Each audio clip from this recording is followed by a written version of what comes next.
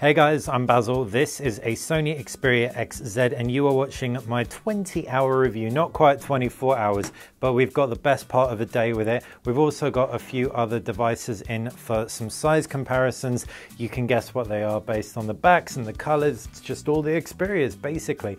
But this video is all about this bad boy, the Xperia XZ. Now, got this in yesterday, first impressions of it, did a live unboxing video. I really liked it. In terms of the design, the Alkaleido metal body looks great from a range of different angles. It picks up light beautifully and therefore changes color off the back of it. You haven't got a camera bump, which is sweet. You've got flat corners and flat base and top as well. So it is actually a freestanding device. Will it stand on a Sony phone? Yep, it'll stand on an Xperia X. And the port combination is really cool. Not least of all because you've got a headphone jack up top, but you've got a USB Type-C at the base, and it's the first Sony phone with a USB Type-C.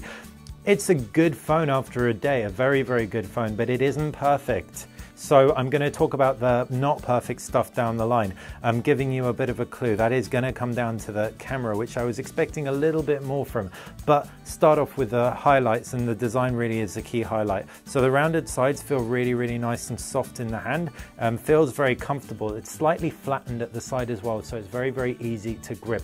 The corner doesn't feel like it digs into my hand, so it's not too sharp, even though it's quite a rigid angle. And also, it's really, like, I've got giant hands, so I find it relatively easy to navigate around 5.2 inches of screen, not quite as big as 5.5 inches out there. Although, you do have a lot of bezel going on up top and bottom, owing to those stereo speakers within reason, but there are stereo speaker phones which don't have quite so much bezel. The fingerprint scanner being on the side, if you like it in other Sony phones, then you'll like it on this one. If you don't, then you won't. Found it's actually a bit more responsive than others. It could just be because it's freshly set. I've got it set to a bunch of my fingers now. I've also installed a ton of applications as well. I've really customized this so it's perfect for me. And I'll come on to kind of how I've set it up and how the UI is really beautifully malleable. But ultimately, yeah, the design, big thumbs up. Screen, big thumbs up too. Full HD, as you can see. I'm bringing it closer, swiping through everything. I don't really get any pixels, so I'm not going to complain that it isn't Quad HD or 4K like the Xperia Z5 Premium was. What I will say, it has a slight red hue to it, which isn't the worst thing in the world. And what Sony also does in their user interface is enable, let me just whack that onto 2 minutes so it doesn't switch off, is it enables white balance control, so I can give it a little bit of a cooler hue if I so choose. I'm going to leave it to default though, so you can get an impression of exactly how it is out of the box. Interface, right, Android, customizable. You can add new home screens. You can very easily delete home screens as well at will. There are some home screen options too. You can auto-rotate the home screens. You can have home screens auto-populate on icons auto-populate on your home screen. You've also got Google Now to the left, which you can switch off as well. Pull down from any home screen and you activate a universal search, which is sweet within the device. That universal search is also really a shortcut to your apps tray, although not explicitly, but you can just swipe across, or you can access the apps tray and then universal search on the left, where you also get recommended applications too. You can switch that off. Sony gives you a lot of stuff, throws it in your face, but a lot of it you can switch off, and actually a lot of it isn't even turned on. This recommended apps wasn't turned on by default, I don't think. So that's a really nice touch. You can also edit out your quick toggles, again something you can't do in stock Android, which I really like. And of course the settings menu is pretty customized by Sony, but not in a bad way. You've still got things like user control. Unfortunately, I couldn't find adoptable storage on there, though I may be wrong. So the interface gets a massive thumbs up. A little bit more stock than old Sony UIs, but at the same time still has the nuances. You've got the customizable themes and some beautiful backdrops in the wallpaper section as well.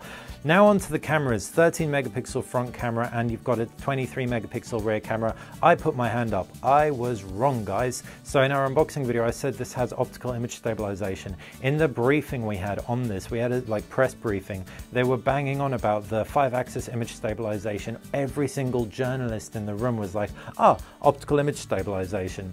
No, it's 5-axis digital image stabilization on the front and rear camera. So every single journo I know who would have written about it would have originally written OIS. Unfortunately, this being the medium of video, you can't go back on an article and change it. So all I can do is put my hand up and say, sorry guys, I'm going to go back and annotate those videos for anyone watching at a desktop. Still, 23 megapixel rear camera, 13 megapixel front camera, both stabilized cameras. What you also end up with is a camera control that's a little bit more extensive than we've seen in the past in the form of manual controls. So tab through on manual, set the shutter speed a little bit lower than 1 second so that it isn't completely blown out, and you can see I can control things like the focus and white balance and exposure, jump into the settings, and I can control ISO. So that's neat. By default, it'll always shoot at 8 megapixels. It shoots up to 23 megapixels, obviously. You've got intelligent auto, superior auto, and here you can activate stuff like object tracking as well, which is handy. So you can see if I tab through on a part, it's going to actually follow it around, which is really smart. And you've also got video. Now video looks like it won't shoot 4K, but if you jump into the settings and see you've only got full HD and 60 frames per second, don't freak out. You actually have a separate 4K shooting mode, and you'll probably see as soon as I press it, 4K video for stable recording, blah blah blah, SD card, okay.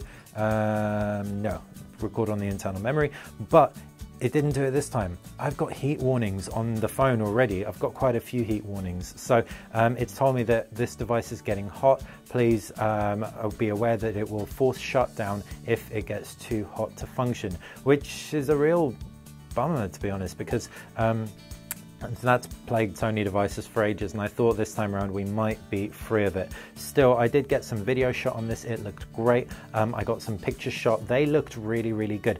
Really does depend on what kind of stuff you're shooting.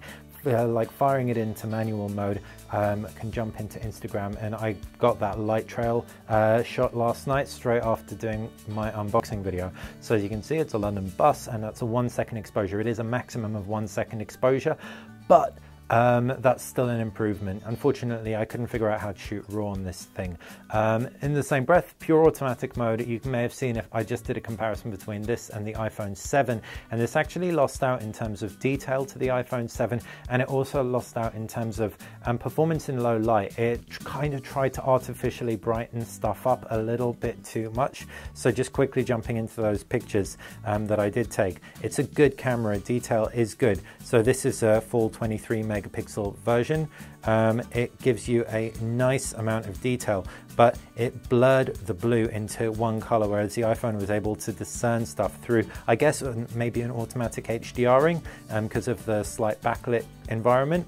Also, this was a lot darker than it appears here, which could be good. A lot of people could really like that. But as a result of overexposing it, you're probably going to have a more open shutter speed. And in turn, you've got a much less sharp shot than was taken on the iPhone, which is a shame.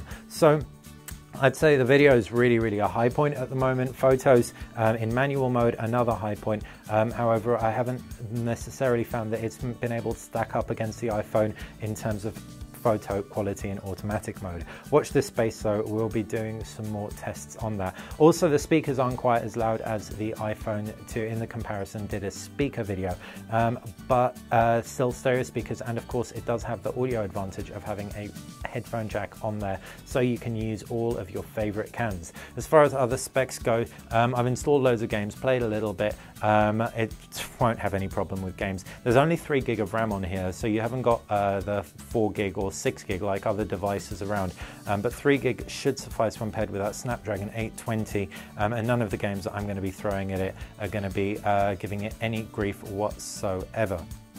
Quick size comparisons, you can see a lot bigger than the Xperia Z5 Compact. Moving that out of frame, also bigger than the Xperia X. Moving that out of frame, around the same size as the Xperia Z5, unsurprisingly given the identical screen sizes, and moving that out of frame, unsurprisingly a lot smaller than the Xperia Z5 Premium. And that is the Xperia XZ. I really am enjoying using this phone. I'd love to use it as my primary device. I'm going to have to, after a couple of days, switch to the iPhone as my primary phone, just to be fair. But other specs I haven't spoken about: 2900 milliamp battery under the hood with some pretty aggressive battery saving technology. I found the battery to be fair, not stellar. It'll get me through a day, probably get you through a day too, but I wouldn't expect too much more out of it than that.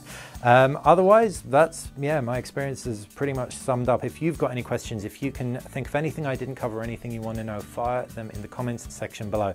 And of course, comment away, like this video, subscribe to the channel. That's how you're going to stay on top of everything we do. Thanks for watching BTech.